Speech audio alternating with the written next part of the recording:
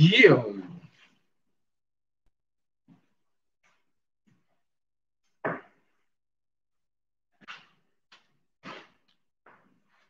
Bringing my coffee all around the world right now.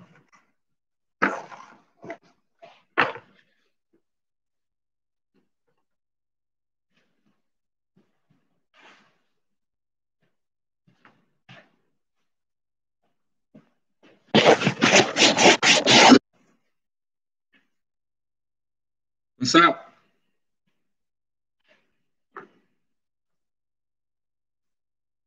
Getting myself together right now. How y'all doing?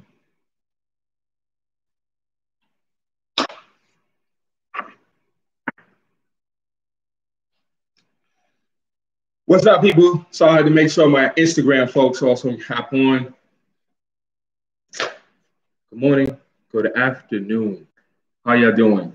I'm Omowale Adewale, and welcome to Black VegFest Breakout.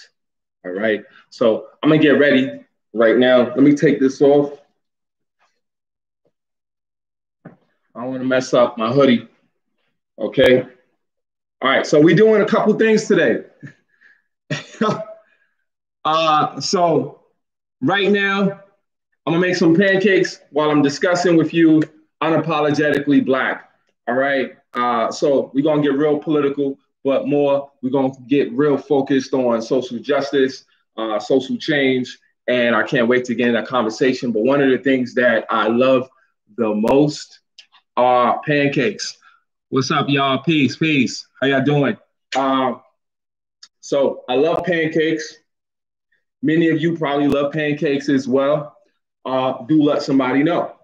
All right. So one thing that I don't have, and I want to grab real quick, and I'm gonna need a fork. Okay. All right. Okay. So I already pre-made the batter. Okay. And I'm gonna start with the ingredients. We're gonna get into this conversation. All right. So welcome, welcome, welcome. If y'all have any questions, do put them out there. I appreciate it. So first thing I'm gonna start with, all right, so I got my pan right here. All right, so I wanna add some oil in there. How much oil? I'm gonna go over here to my list, quick list, 2 tablespoons of olive oil. Add that to the pan. All right, so you don't need to do 2 tablespoons. I really do you can really do 1 tablespoon, okay? But now here's a trick to making excellent pancakes, all right? So once you have your batter, right? And we're gonna get into what the batter ingredients are, okay? Have my oil, it's heating up. It's gonna heat pretty quickly, okay? So 1 cup of flour, unbleached. You want to have your unbleached flour, all right? You want to try to have as many, you basically want to have unbleached foods as much as possible, okay? And there's a couple of varieties. I have Heckers, okay? So it's unbleached flour, exactly as they took it out of the ground, okay? And then I have 1 cup of plant milk. So I'm using almond milk, as you can see. 1 cup.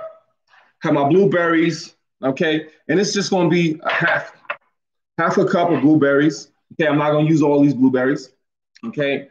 Or I did not put all of them inside of my batter here. And then one of the things that people might forget sometimes, baking powder, 1 tablespoon. So this will make about 5 to 7 pancakes for you, odd numbers.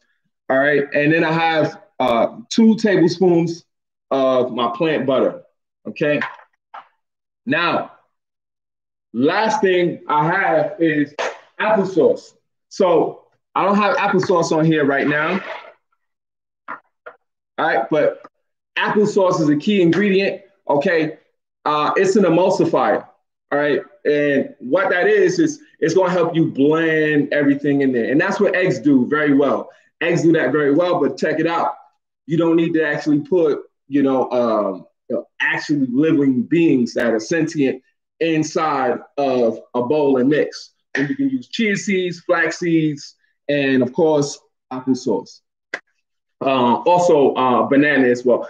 I hear some people say like one banana equals an egg. I've always used one large banana and half that banana. Sometimes small one, and would also be equivalent to one large egg as well. So my butter is hot, my oil is hot in my pan, right? You want to add that. You're going to add that. It's going to help with the smoothness, but also the texture. We already had the great texture already, but it's going to help with the texture. But another thing it's going to really help with is get those lumps out. Help you get those lumps out. Real simple, okay? So I have that. All right, so you pretty much dumping everything, and y'all know how to make pancakes, all right? So the vegan pancakes, all right? We put our flour in there, dumped it in, got our cup of milk just to get everybody caught up. You're gonna put half a cup of blueberries, your applesauce, which is gonna be your alternative to eggs. Just 2 tablespoons is excellent. And you got 2 tablespoons of butter, plant butter or margarine. And then you have 1 tablespoon of your baking powder. All right, so I'm toss that to the side. Once I mix that in, it's nice, ready to go. We're gonna flow it in there, all right? First thing, before we do that, I had blueberries. Okay, add a little bit more. So, might even be a little bit more. I crush a little bit, crush some of them, and let the heat do the rest.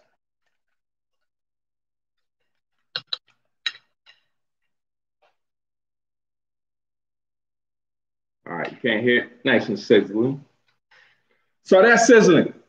While that's going, this first thing is, let's talk about being unapologetically Black. How you doing? I'm an unapologetically Black person. Okay. And let's talk about exactly how that moves out in the world. How does that make sense, in our world? All right. So what does it mean to be unapologetically Black?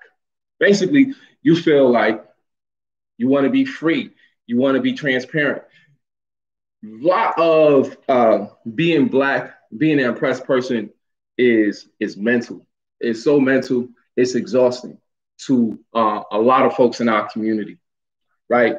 Being ignored for opportunities that come your way, right? Often being mistaken for somebody who is a criminal.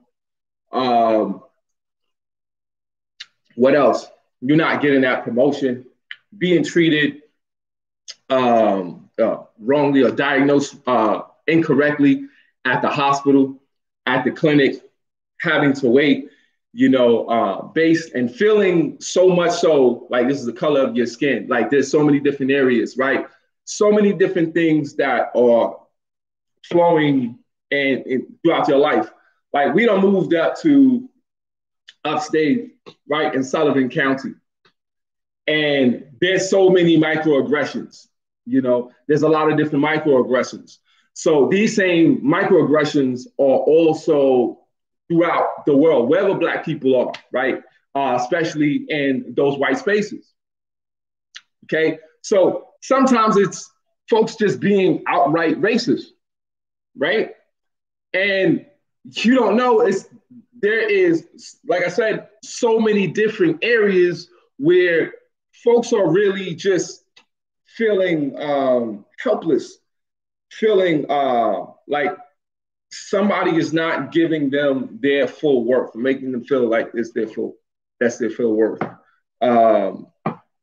Okay, so I got this, and you already know that the spatula. Of course, who's gonna leave this spatula on here?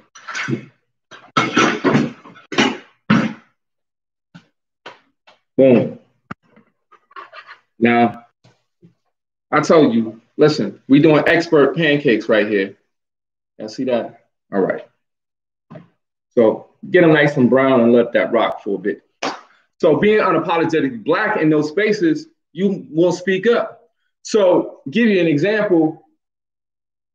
I've worked in a bunch of different spaces, you know, offices, so on and so forth, right? And I've been in spaces where, like, even on the dock, you know, working a forklift, and it doesn't matter if I'm in the office or I'm doing, you know, some laborious work, right? That is more physical. I've encountered, you know, racists. And so I'll speak up for myself. Now, based on how I am, based on my own training, makes me feel more confident to speak up and say, no, I'm not going to be treated this way, or I'm going to go ahead and ask for that raise. Okay. So asking for that raise is more mental, it's not physical. But it's also being prepared, you know, for that return. You know, oftentimes we have people retaliate against us being unapologetically Black. You know, so that's one of the things. Maybe we'll talk about that as well. So it's speaking up for yourself, feeling like you're going to be free, at least in your mind, and physically as you're going through your day. You are essentially not ignoring, you're addressing issues. And that's one of the things that a lot of our community doesn't do. We don't address those issues. Okay, so why is being unapologetically Black even important?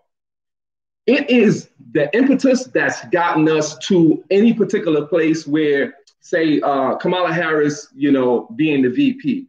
That was folks who are unapologetically Black. That's not, you know, because if you're not making a noise, if you're not taking a stand, then what happens normally? What does the bully do, right? What does the bully do? And this is whether it's intentional, this is whether it's implicit bias, where it's just something that has created within the community, is just particular, you know, stereotypes that people adhere to, or it is very intentional. Regardless of that, right? It's very important that we recognize that it's the folks who are speaking up, who are saying something. And what happens normally is that who gets rewarded? The Black person that sits back. The Kamala Harris. Y'all might not want to hear that. The Kamala Harris, the person who's not going to push it too much. So we'll push it. So the protesters on the ground is doing the work, right? Is doing all the grunt work. But then here come the folks, you know, who don't got these PhDs, you know what I'm saying, these degrees and so on and so forth. And they become these critical analysis analysts that are up there, you know, really giving their little piece, their pundit. And it might sound like it's harsh and it's strong and it's trash. It's generally trash. But you can see that it's the folks that's on the ground, because if we didn't hit the ground, we wouldn't even have anything. We wouldn't even have a conversation to discuss. Yeah, it's a scary moment when you're actually standing up for yourself, but that's important that it keeps it moving. That allows, you know, for and we to talk about Gabriel as well. Timnit Gabriel, the sister that was the researcher on AI, right? Artificial intelligence for Google, right? So she was fired. Being unapologetically Black will get you fired, right? So, but it also got her in that position that we were making that noise. And when she started speaking up, because they thought they was getting somebody who wasn't going to speak up, right? You're going to get that job. But when she started speaking up on Google, now they had to let her go. But now you got to take that up and make that voice be heard. Otherwise, like, it's just going to roll back. So, and I'm open to other ideas of that, but being unapologetically Black, you at least get to respect yourself, right? So how do you recognize unapologetically Black folks? When it resonates, okay, so now I want to add some butter in there. Okay, we're going to take a little slice of that. You don't need much. Get that little buttery taste here.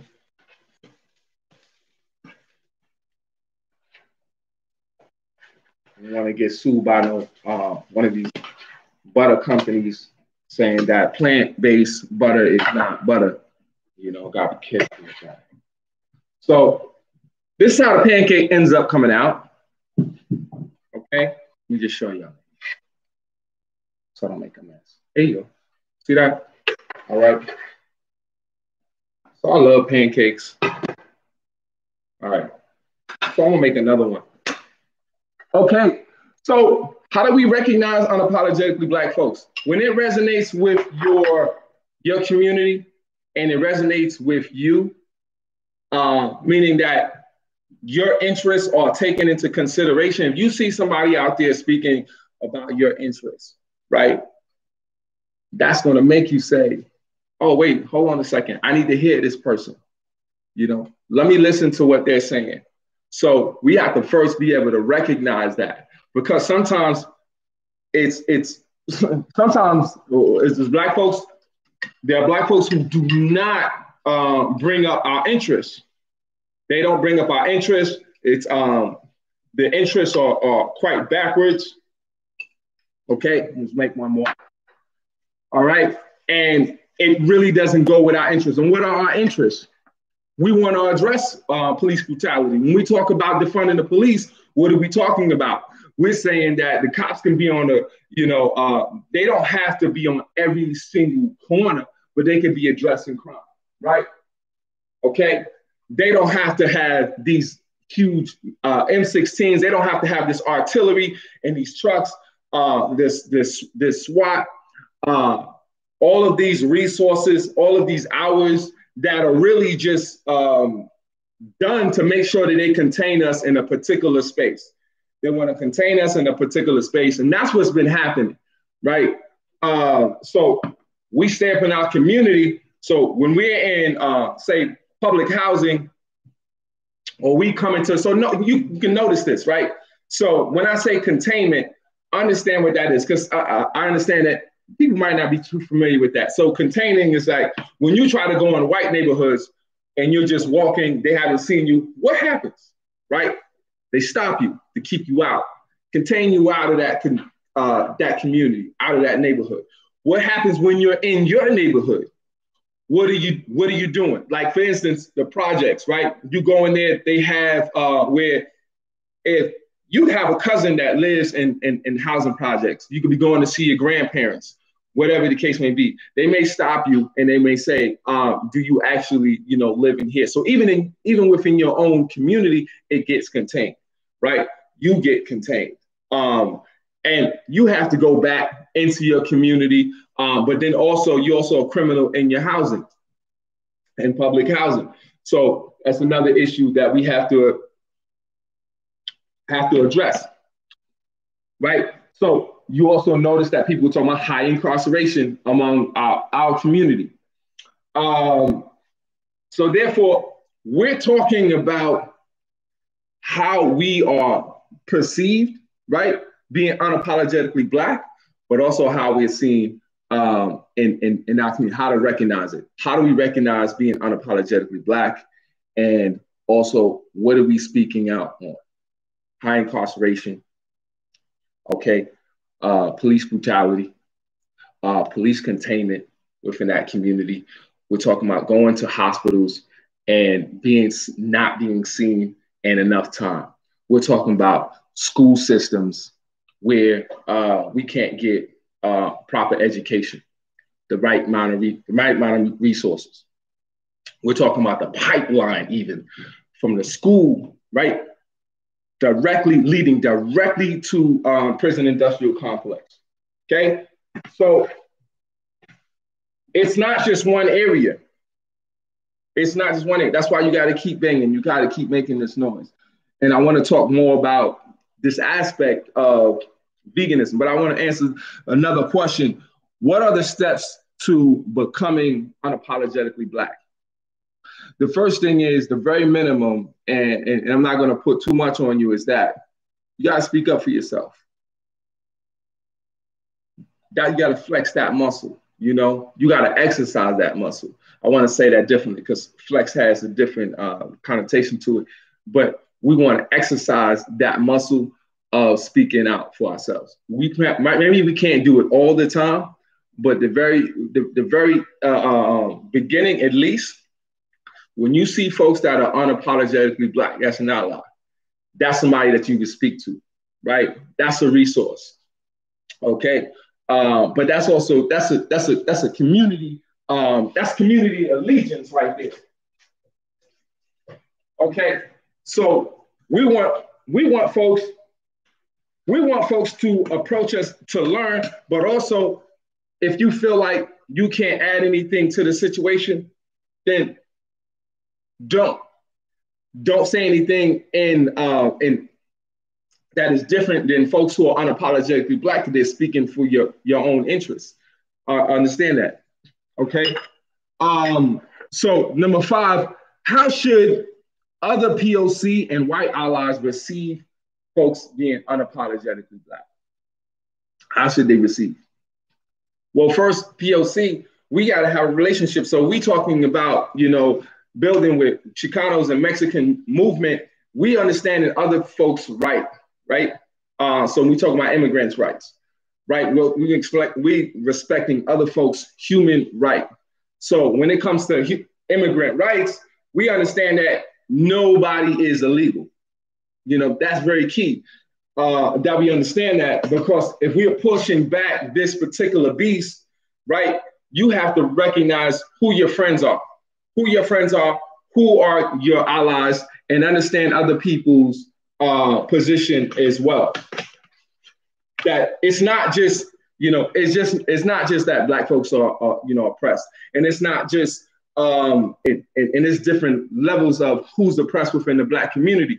We know that folks who are going to be impoverished, are going to be more likely to be oppressed. The folks who are queer, folks who are Black trans, are going to be more oppressed. Okay, when we talk about gender violence, So I want to also say that those folks within the community also need to speak up, as well. If you feel like they're cis, het folks, or cisgendered, heterosexual, folks, people who are straight, right? Look straight, are straight, and essentially see Black trans as problematic. Black trans need to speak up to folks who are cisgendered, heterosexual.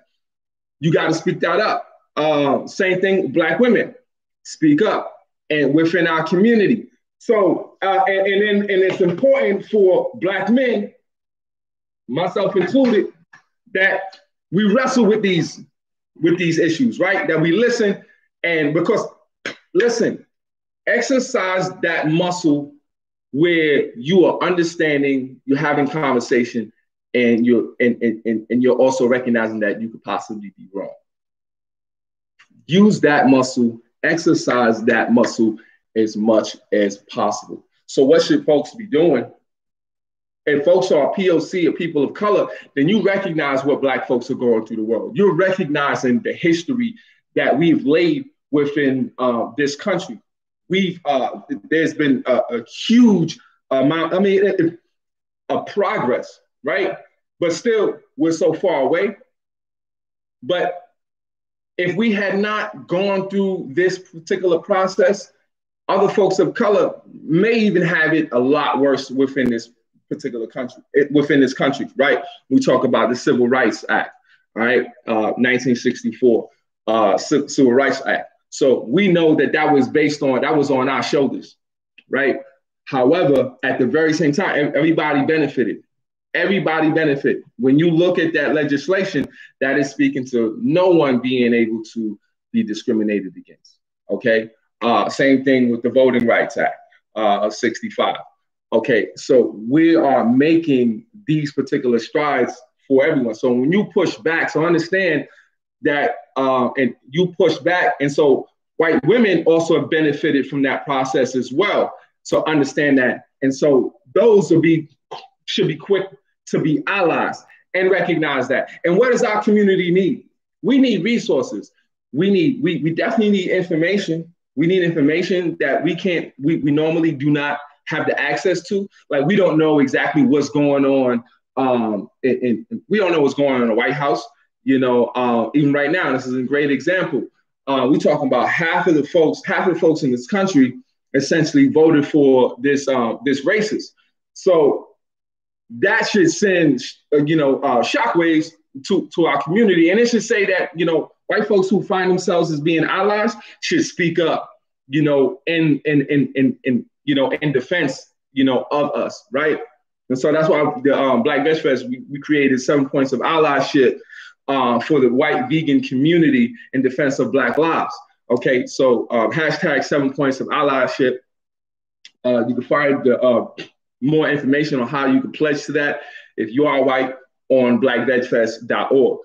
So what else do we need? When we show them unapologetically blackness, support organizers, support folks with resources, with funding. So much more that we need to actually have and do in this particular work regularly, consistently, right? Especially right now. The only way we can really get anything is we organize and we connect, within our community. But we also need support of outside communities very often. You can't have, in the labor movement, you wouldn't just have just the folks who are at that particular job having an issue. They need their family. They need folks that actually utilize their services to also support them. And so that's how that works within within these spaces that happen to be Black, that you protect those Black spaces. Don't think that you did some work for a couple of months and we say, oh, you did great. That's performative. So a lot of what white businesses are doing right now and brands is doing performative work. And you can see that, and Google has shed the light on that too. Firing Timnit Gebru was, and I'm not sure, and I apologize, if I'm saying her name wrong. So that sister basically said that Google is inherently racist, and so are other big tech, companies. Huge statement, especially that she was hired to essentially run that research for artificial intelligence, right? And she was talking about the language. I can't really get too much into that, but she was talking about the language model and how they express language within the computer software. I'm gonna go as far as that, right? So what she said was that it's inherently, racist. Implicit bias is all within that particular company, and I would even say that it's outright, racist in a lot of respects. And I'm not talking about that vehemently racist, action. And a lot of times we think that folks are just angry and they're just seething, we're not talking about that kind of racism. We're talking about that kind of racism where it is, you rather not have, Black folks, speak up and in their particular spaces and make more noise. You rather rather be more familiar with your white cousin, or your white uncle at the company. You rather not hear, folks talking about justice. You rather not hear that Gabriel, sees herself as Black woman, and somebody who's unapologetically Black, at that, unapologetically Black woman, at that. You don't want to see that fierceness. And this is what folks are talking about, like, keep politics out of this. They want to keep social justice out of it. They want to keep the resources. They want to keep they want to build. So Google wants to build with its tentacles. And so she essentially said that they were unethical. And so this is what allies do not do. First off, they're not going to fire you, and they're not going to retaliate by firing you, right? At the first outset, even though Google's boss, days later, after it already had snowballed into a whole big controversial firing, apologized. Nonsense. That is more folks being performative. Don't be performative. Actually, be intentional. Be intentional about your support And it doesn't mean that you are extra nice. It means you're anti-racist. It means that when you see organizers who have a track record, they should not have to explain to you their track record over and over and over again. I'm not running for office. You know what I'm saying? So why would I need to explain my own entire track record? Basically, the time that I've been doing this particular work, in this Black space and moving the needle forward, right, for social justice, encompasses your little fraction of time, a fraction of that particular time that you've done anything, right? And what do I mean? So even if you're a millionaire, if you've not been putting back into the community and you've just been taking, well, then you've been just taking. So the community equity is imbalanced. So there's no community equity. You're not actually putting anything into the community. And this happens, regularly. Because how do cities grow, right? How do cities grow? I give you an understanding. Working government for a number of years, and what I had to do was essentially get the white papers and then read them, and then simplify them and make it talking points for elected officials. And so, what cities actually do is, it's like they take the community boards, right? And community boards are pretty powerful. So, and I think people really don't utilize them. I have not seen any borough presidents, in New York City. I'll just put that out there, really fully utilize that power for community boards, So community boards can give eminent domain. Community boards can keep out the alcohol and, it can limit the alcohol in your community. Community boards can limit particular businesses within your community. Community boards can limit who gets a license within your community. Those are community boards with most folks, a lot of us, don't go regularly. They also town halls. So when I say community boards, if you don't live in the 5 boroughs, obviously we're talking about like your town halls, smaller towns. You're talking about your village, halls, as well. So they will take all those pockets of those different neighborhoods, and those resources come into and go into the city, right? So understand this. So that city will take funds and put it in certain neighborhoods. So we don't normally get those resources, but nobody actually says anything, about those resources, because there's only so much a person can say about the resources that they don't have. Do you understand that? There's only so much that folks can say about resources they don't have, except can you give resources? Can you provide resources? Do you understand the history of how you actually receive those resources? Whether we're talking about financial or we're talking about items and in kind or whatever the case may be. So those resources don't flow into poor communities who need them, and we've been taught that, man. Listen, you know what you did? You poisoned your community.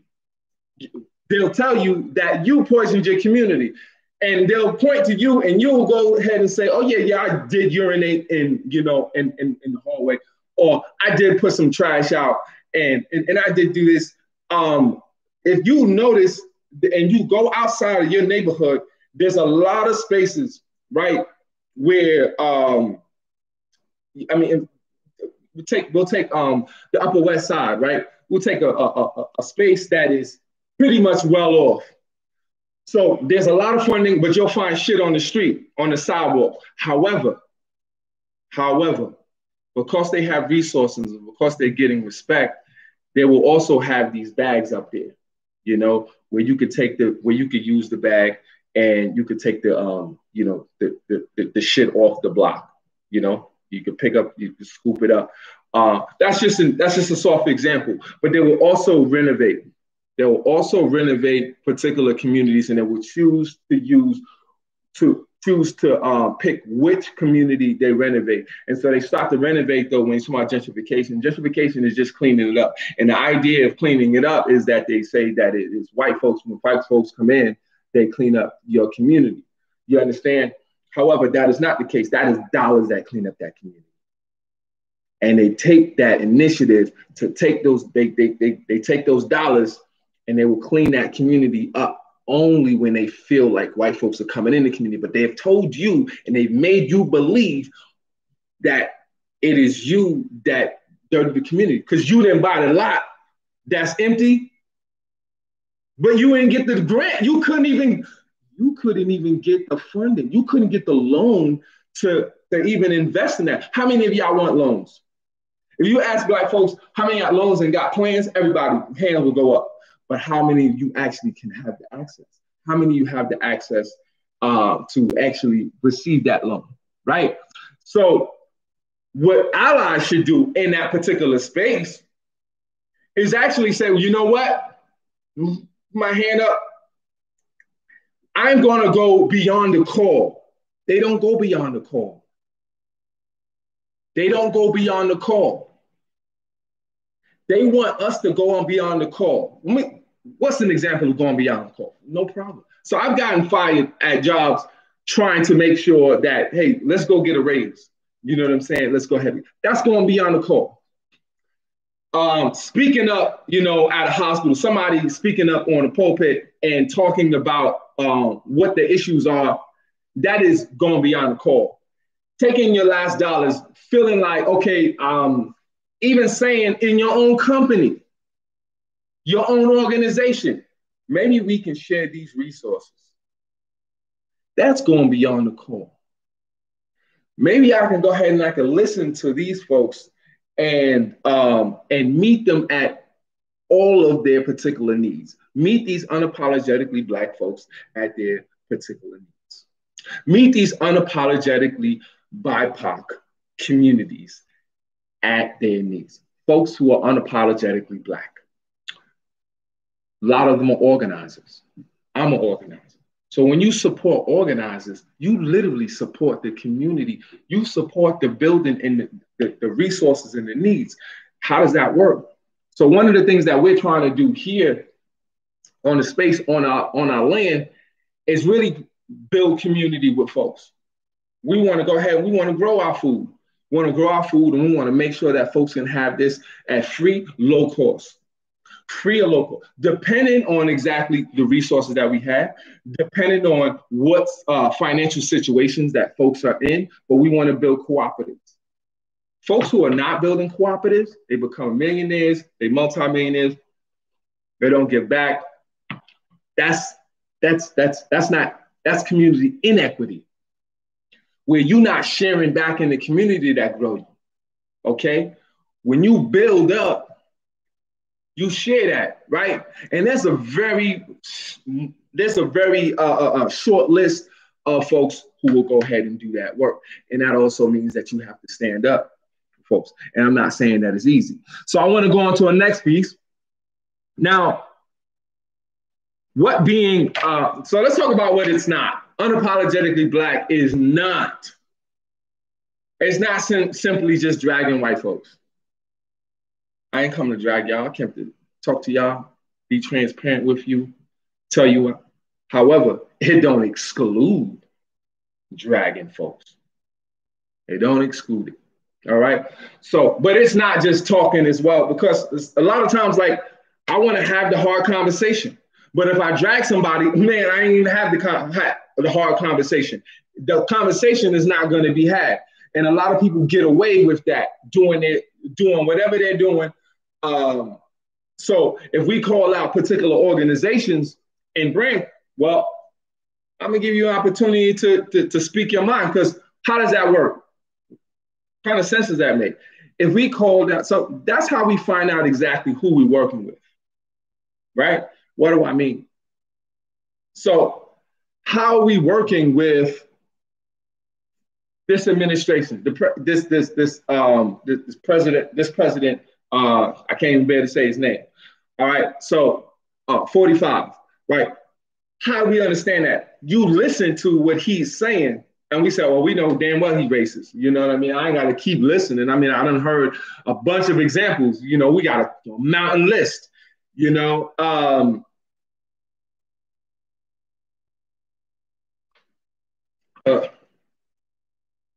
He is someone that we want to know exactly how he's moving. We want to totally understand what its process is. We want to understand where Google is coming from. Now we know. You understand? So if we was just drag and had that, we have a better conversation now, better information. It's become more clear. And the reality is that we don't have that many Kaepernicks. We don't have that many rich ball players or rich, musicians that really speak up on that issue. You don't have that many folks. And they really just push it just a little bit, a nudge. Even when Kaepernick was, I think it was 2016, if I'm not mistaken. When he came and started speaking up, I remember he was saying that he was just understanding. He was just coming into learning about social justice, the inequities, within our community, the way that we attacked, by the police, and he began to sit down. He had to go through that process of learning and understanding that. Don't assume that folks who that you see that are celebrities, right, are unapologetically Black, or that you see that understand what the issue is. Don't assume that we all understand what the situation is. We have to learn that and totally, understand what that process is. But unapologetically Black is also it's not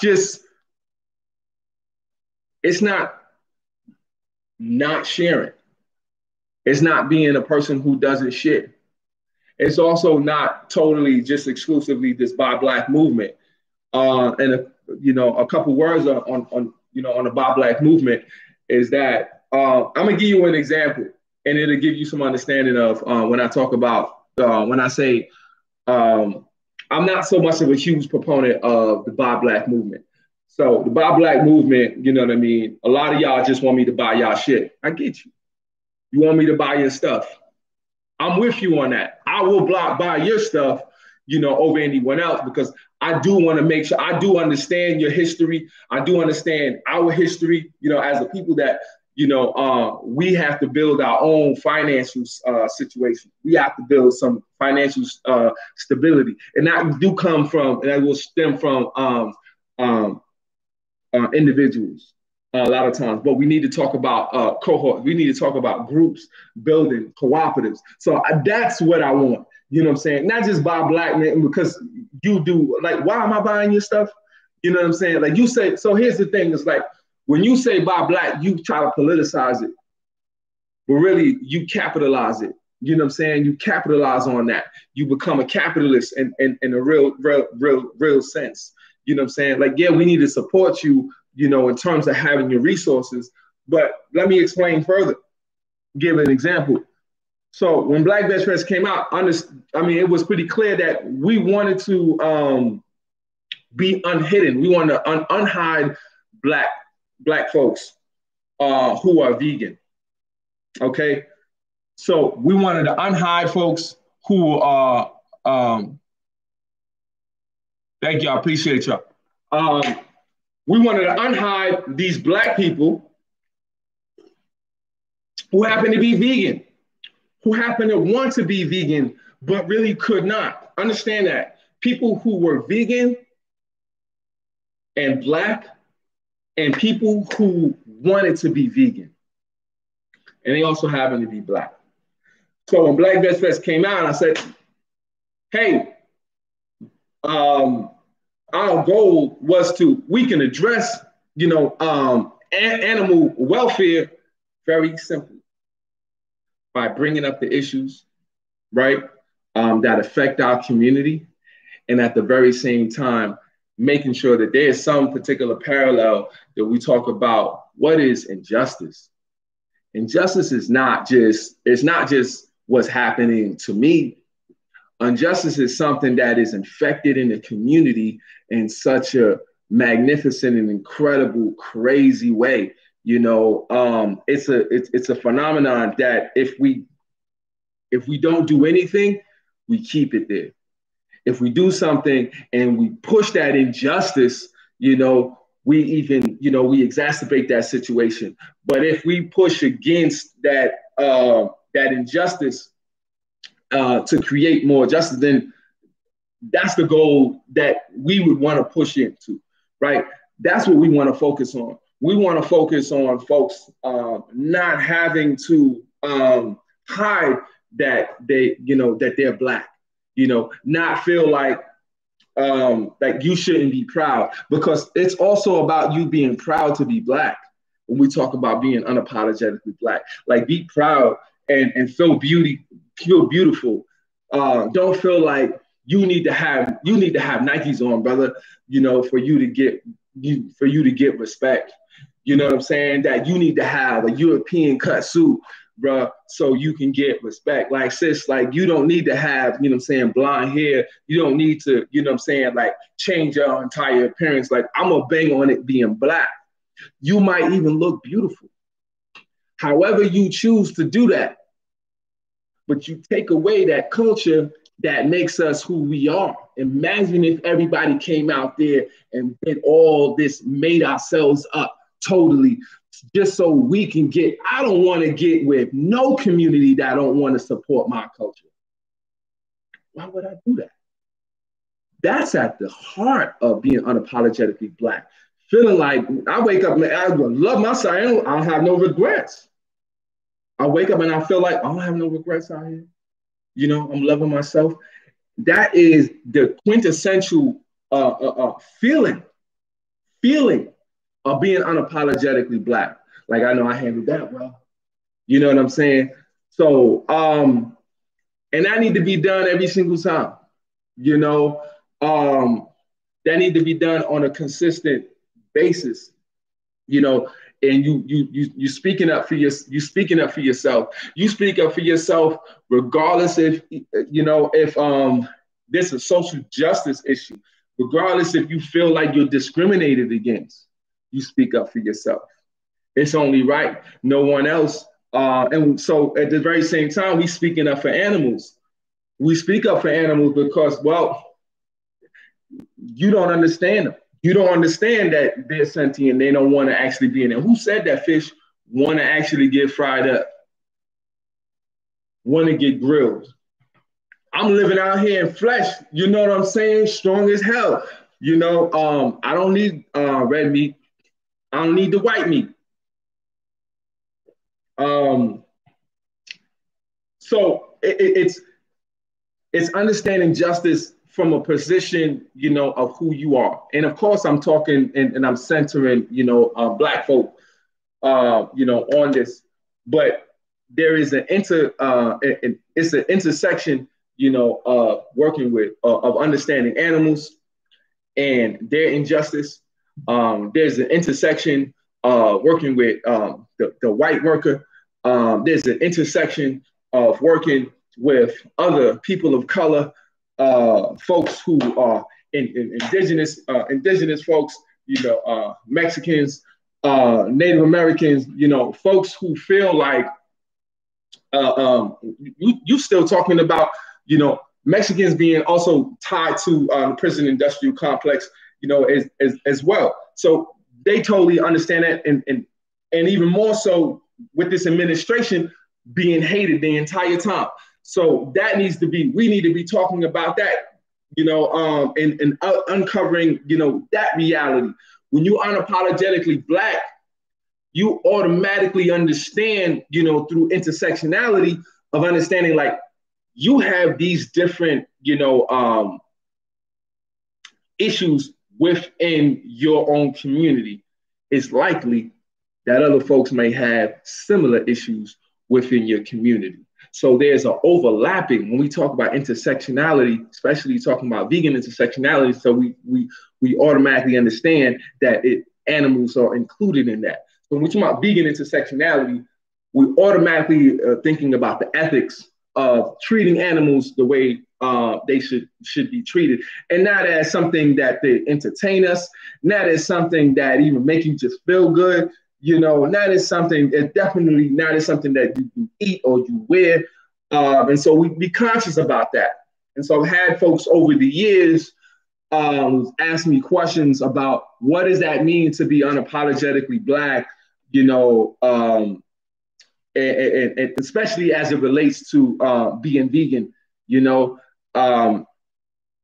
And they would like, you know, want to know about what is clothing, fabric. You take it one step at a time. You know, I've had belts that were made out of leather, you know, and you take it a step at a time. And then, you know, years ago, I said, okay, well, there's other belts that are not made from animal torture. You know, there are shoes that are not made from animal torture. The same way that you become meticulous about some other things in your life, about food, the same way you're meticulous about how you put on certain makeup, you know, on your face, you do your hair, the haircut that you want at the barbershop, you want him to be very purposeful and intentful and take their time. It is the very same thing, you know, when we take time and approach veganism from an ethical standpoint. You take your time. You learn this particular process and you walk through it. So I'm hoping that in the future. And what's up, so you want to know if I was serving pancakes. So, all right. I appreciate y'all for being with me. I hope y'all learned a little bit, you know, about this. When this is saved, I hope that folks get an opportunity to check it out and really understand and ask me any questions, you know, after you finish, you know, checking this podcast out. So the two books that I have here, An Introduction to Veganism and Agricultural Globalism. This book came out 2015, self-published by myself, and will give you an idea in terms of like, well, making, you know, pancakes, making seitan, and other, you know, breakfast, lunch, and, you know, dinner options. And in the other half of the book, we'll be talking about like agricultural globalism. I use few different stories from countries around the world and how they're influenced by the politics of food, especially from Western influence. And Black Panther, if you read Paradigm Shift or not, I have an essay, you know, in here, and it's worth checking out and reading. This is Third World Press. So you'd have to go to Third World Press and order this book. I think it's like 15. And an introduction to veganism, you can find that between 10 and 15. Go to my site, it's 15. And anywhere out of the world, you might be able to find it. I think you can find it on Amazon. You can find it on like Barnes and Noble. But February 2021, next year, Brother Vegan is dropping on Lantern Publishing and Media. And I can't wait for it to come out. I can't wait for y'all to read what I have to say, but also what so many awesome, incredible Black vegan men have to say. You know, we have Eric Adams, you know, he's our Brooklyn borough president. He's running for mayor of New York City, which is pretty awesome. We have the duo Dead Prez, you know what I'm saying? So M1 is, you know, is on there. You asked them some questions. Also, Stickman, Dead Prez, as you know, as well. Who else we got? We got Dr. Milton Mills as well. We got Dr. Etef. We got Etef, aka DJ Cavum, and a bunch of other you know, great brothers. Kevin Jenkins is Jenkins as well, and I'm just very happy to have those folks.